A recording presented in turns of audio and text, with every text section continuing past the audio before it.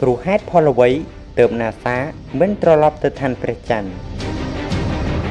នៅថ្ងៃទី19ខែធ្នូឆ្នាំ1972អាប៉ូឡូទី17បានធ្វើដំណើរត្រឡប់មកផែនដីវិញក្រោយពីបានចំណាយពេល8ថ្ងៃចុះចតលើឋានព្រះច័ន្ទ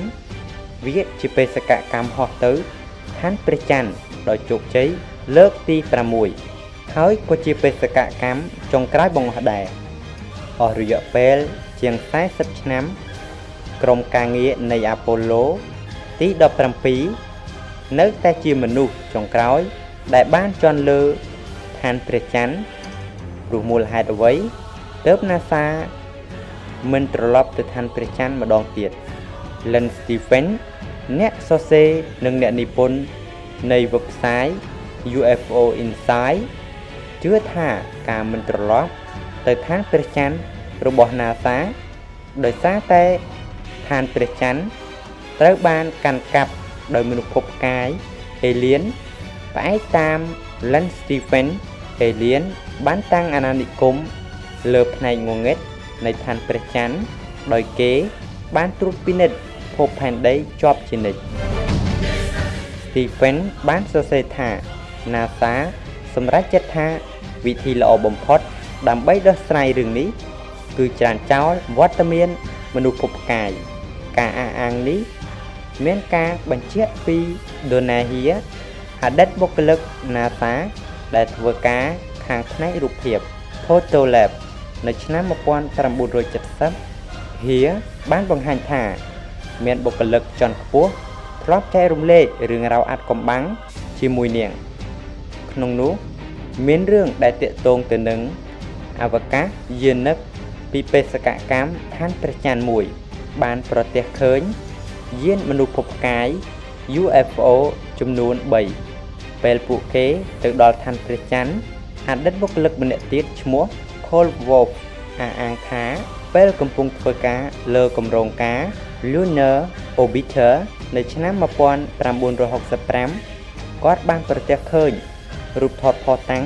អំពីតាំងមូលដ្ឋានរបស់មនុស្សភពផ្កាយលើឋានព្រះច័ន្ទ Wolf និយាយថារូបភាពមានបង្ហាញអំពីអគារមានរាងដូចផ្ចិតនិងអគារដែលសង់ដោយមនុស្សភពផ្កាយដែល NASA សម្រាប់លាក់បាំងពីសាធារណជនលើសពីនេះទៀតអ្នកនិពន្ធ Maurice Challenge បានចេញផ្សាយពីការសន្ទនាតាមរលកវិទ្យុរបស់បេសកកម្មអាប៉ូឡូមួយចំនួនក្នុងនោះរួមមានការសន្ទនាពីបេសកកម្មអាប៉ូឡូទី11ផងដែរក្នុងបេសកកម្មមានការសន្ទនាទាក់ទងនឹងការប្រទះឃើញ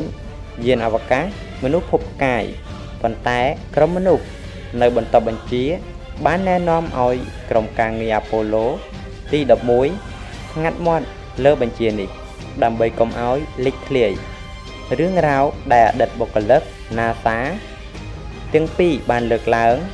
ជាអ្វីដែលគួរឲ្យចាប់អារម្មណ៍មួយប៉ុន្តែមិនមានភស្តុតាងណាអាចសន្និដ្ឋានថាទាំងនេះជារឿងពិតនោះទេផ្ទុយទៅវិញ